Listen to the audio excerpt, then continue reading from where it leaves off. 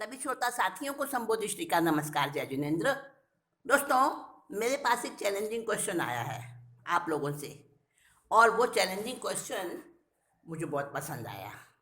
क्यों क्यों इसलिए पसंद आया? इसलिए मुझे पसंद आया क्योंकि मुझे लगा कि क्वेश्चन कब बनता है? जब रुचि होती है जब उसके पीछे सरसता आ जाती है, इंटरेस्ट आ जाता है, तब व्यक्ति उस चीज़ को गौर से सुनता है और फिर उसके क्वेश्चन बनते हैं उसमें से। हाँ, मुझे अच्छा लगा। हाँ, तो वो चैलेंजिंग क्वेश्चन क्या है?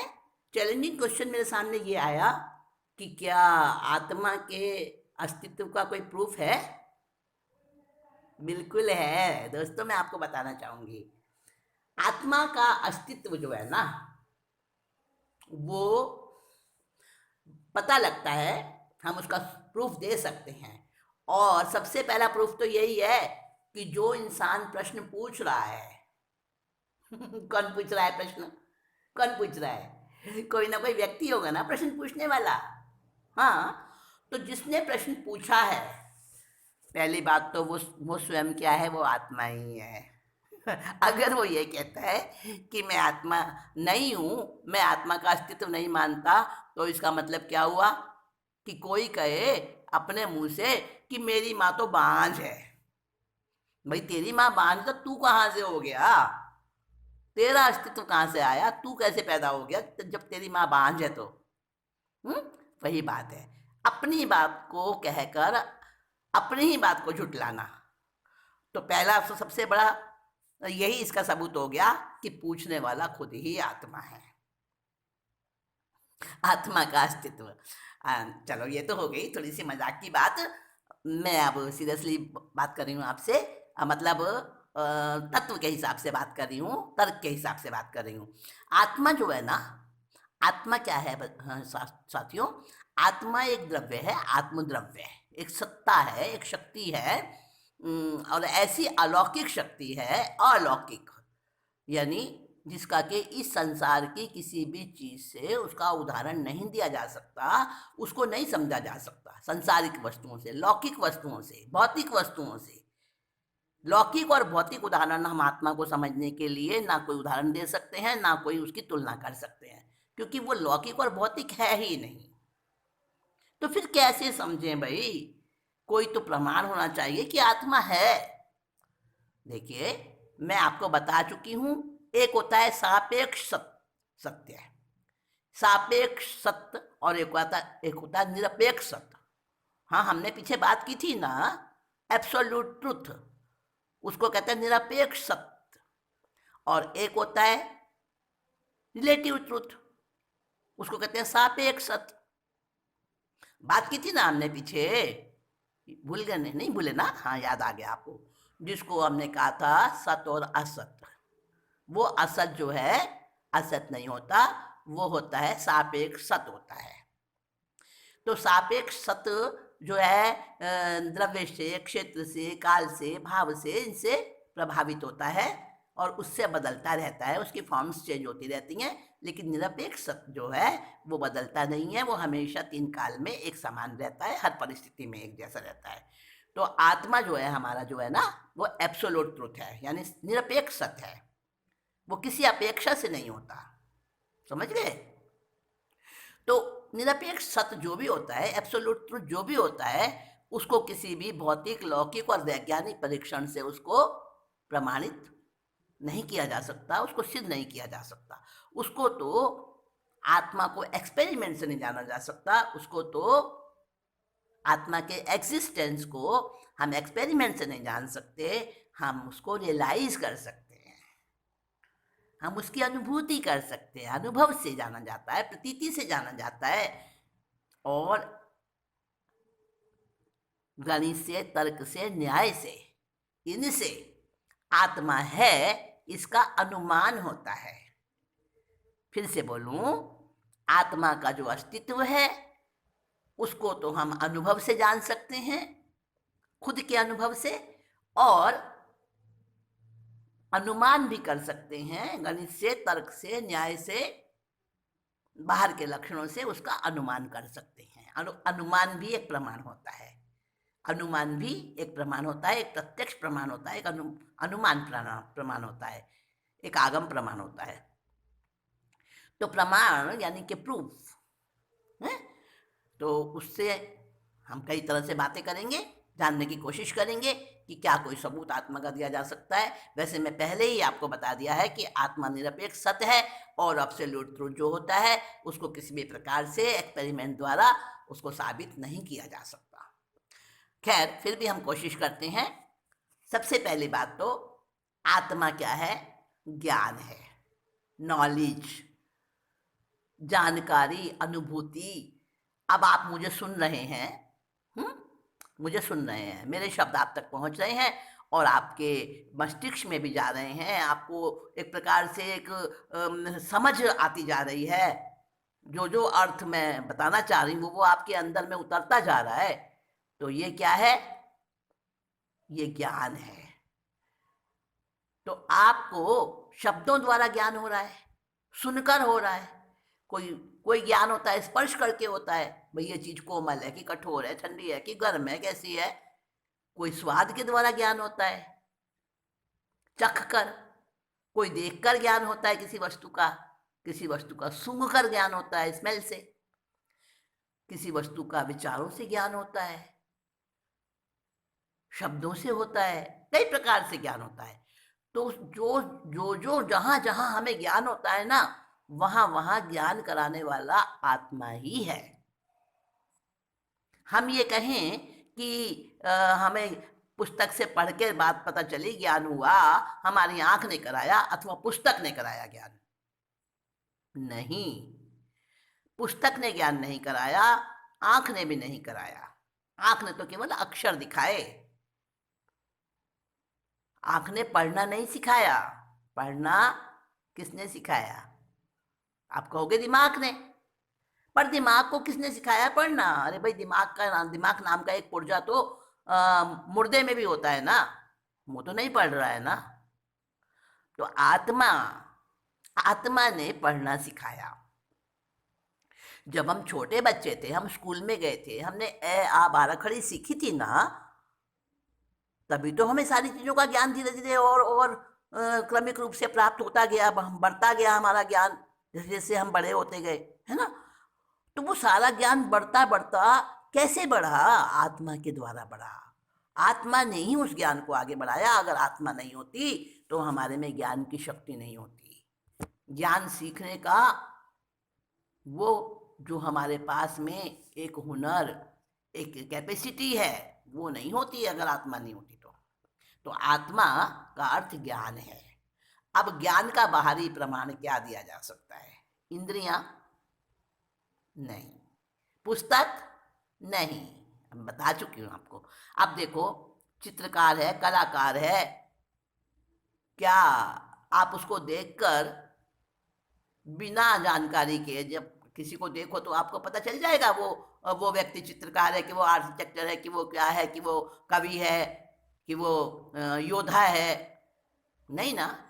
जिसके अंदर जो भी कला है, जो भी टैलेंट, जो भी हुनर है, वो उसको देखकर नहीं पता चलता, क्योंकि बाहर से कहीं पता ही नहीं चलता उस हुनर का, उस कला का। तो जब तक वो कुछ बना के दिखाता है, कुछ करके दिखाता है, गीतकार है, बड़ा अच्छा उसका गायन है, बड़ा अच्छा उसका कंठ है, पर लेकिन जब तक वो चुपचाप बैठा है, क्या पता चलेगा? जब वो गाएगा तब पता चलेगा। जब चित्रकार चित्र बनाएगा, कलाकार कोई कलाकृति बनाएगा, कवि कुछ कविता रचेगा, कोई भी कहानीकार कहानी लिखेगा, कोई शिल्पकार शिल्प बनाएगा, कोई मूर्तिकार मूर्ति बनाएगा, जब उसकी कला आएगी सामने, उसकी कृति बनेगी, रचना होगी, तब उसका ज्ञान होगा, है ना। तो ज्ञान किस पर आधारित है? ज्ञानी पर आधारित है। कला कलाकार पर आधारित है। उसकी क्रियाओं द्वारा वो ज्ञान व्यक्त होता है, रूप लेता है, आकार लेता है, पता चलता है। बाकी तो प्रमाण है ही नहीं कुछ। समझ गए ना? ज्ञान का प्रमाण क्या है? ज्ञानी की कृति, ज्ञानी की कला, ज्ञानी की रचना। जिसके अंदर वो ज्ञान है, उसकी कुछ ना कुछ कृति उस ज्ञान को प्रकट करती है। तो आत्मा जो है, आत्मा का अस्तित्व कौन सा प्रमाण चाहिए उसे? जैसे मैंने शुरू में कहा कि आत्मा को जो जानना चाहता है कि आत्मा है या नहीं, बस वही पता चल गया कि आत्मा है। आत्मा की शक्ति से ही तो उसके अंदर जिज्ञासा उठी है ना। तो आत्मा का अस्तित्व तो अपने आप से सिद्ध है, यानी आत्मा का अस्तित्व, इसे गणित में कहते हैं एक्सियम, AXIUM, एक्सियम। एक होता है थ्योरम, थ्योरी होता है, थ्योरम होता है, गणित में थ्योरम होता है ना। तो कोई लॉ होते हैं, कोई प्रिंसिपल्स होते हैं फिजिक्स वगैरह में, और कई चीज़ें होती हैं, थ्योरम होती हैं। तो अब कोई सोचते हैं, कहने लगे कि भाई थ्योरम का अस्तित्व, इसका हमें प्रमाण दो। कोई लॉ है, अब उस ये लॉ नहीं जो हमारे गवर्नमेंट के बने हुए लॉ हैं, ये पेनल कोड के, ये नहीं। लॉ जैसे कोई भी लॉ है, जैसे न्यूटन ने लॉ कुछ बताए कुदरत के कि भाई कोई वस्तु ऊपर से गिराई जाए तो वो नीचे आएगी, या और भी कई तरह के गति के नियम, बहुत तरह के लॉ हैं फिजिक्स में, आप देखें। तो जो लॉ होते हैं, नियम होते हैं, तो उस नियम के लिए क्या प्रमाण देंगे आप बताइए? नियम का क्या कोई प्रमाण होता है? एक नियम है कि जब किसी बीज को बोते हैं तो वो पेड़ बनता है, उसका पौधा बनता है। तो अब इस नियम का प्रमाण क्या देंगे आप? वो बीज खुद ही प्रमाण है, खुद ही प्रमाण है ना भाई। आप उसको बो दीजिए, सामने पौधा बनेगा, ये प्रमाण मिल जाएगा कि बीज के अंदर पौधा है। तो बीज खुद ही प्रमाण है, बीज से पौधा बनता है, इसका प्रमाण आप उस बीज से ही प्राप्त कर सकते हैं। वैसे ही इस तरह की जो चीजें होती हैं ना, कोई भी नियम, कोई भी थ्योरम, कोई भी लॉ को उसको कहते हैं एक्सियम, यानी उसका कोई बाहरी प्रमाण नहीं होता है। वो वस्तु, वो द्रव्य खुद ही प्रमाण होता है। उसी प्रकार से आत्मा भी अपना प्रमाण खुद है, उसको किसी प्रूफ की जरूरत नहीं है। आत्मा का अस्तित्व अपने आप में स्वयं सिद्ध है, स्वयं सिद्ध है, खुद से ही प्रमाणित है, उसको किसी प्रूफ की जरूरत नहीं, क्योंकि वो एक्सियम है। एक्सियम का कोई प्रूफ नहीं हो सकता। और इसी तरह से अस्तिकाय के द्रव्य जो हैं, अस्तिकाय, आत्मा, परमात्मा, ये सब एक्सियम है, इनका कोई सबूत नहीं, कोई प्रूफ नहीं। जिसके अस्तित्व को हम शाश्वत सत्य कहते हैं, एब्सोल्यूट ट्रुथ कहते हैं, निरपेक्ष सत्य कहते हैं, वो विज्ञान में आज उसको माना जा रहा है। आज विज्ञान कह रहा है एक्सियम होता है, वो गणित कह रहा है एक्सियम होता है, जिसका कोई सबूत नहीं, कोई प्रमाण नहीं। और बहुत सारी मान्यताएं हैं विज्ञान की एक्सियम के बारे में। तो हम उसको देखें। हमारा ये जो समाधान, जिज्ञासा समाधान का जो हमारा एक चैप्टर चल रहा है ना, इसके अंदर वो सारे प्रमाण नहीं, मैं तो केवल संकेत करूंगी आपको। आपकी जिज्ञासा अगर हो तो आप एक्सियम का प्रमाण लीजिए, नेट पे मिल जाएगा आपको, बहुत सारी चीजें मिलेंगी। मैंने आपको शब्द बता दिया एक्सियम। जो एक्सियम होते हैं उनका कोई बाहरी प्रमाण नहीं होता है। आत्मा एक्सियम है, और आज साइंटिस्ट मान रहे हैं इस चीज को, और जैन धर्म में तो बहुत पहले से मान रखा है। जैन धर्म का तो, जैन दर्शन का तो पूरा का पूरा दर्शन ही इस पर टिका है, आत्मा पर। तो साथियों, मुझे अच्छा लगा, आपने मुझे एक चैलेंजिंग क्वेश्चन पूछा, और मैंने अपनी जानकारी के हिसाब से, according to my knowledge, according to my learning, मैंने उसका आपको जवाब देने की कोशिश की है, संकेत किया है मैंने कि एक्सियम है आत्मा। आत्मा एब्सोल्यूट ट्रुथ है, आत्मा निरपेक्ष सत्य है, और आत्मा खुद अपना अस्तित्व का, खुद का ही प्रमाण आत्मा खुद है। और इसका प्रमाण इसके गुणों से, इसके लक्षणों से पल पल हमें मिलता है। हर क्षण मिलता है, हर जीव के अंदर मिलता है। तो आत्मा के अस्तित्व का प्रमाण आज साइंस इसे मान रहा है, वैज्ञानिक इसकी मान्यता कर रहे हैं एक्सियम कहकर। तो एक्सियम का भी कुछ ना कुछ गुण लक्षण तो है ना, उससे ही उसका प्रमाण मिलता है। एक्सियम खुद अपना प्रमाण होता है। तो आत्मा के लिए एक्सियम शब्द बिल्कुल एक्यूरेट है, बिल्कुल सही है, एब्सोल्यूट ट्रुथ और एक्सियम।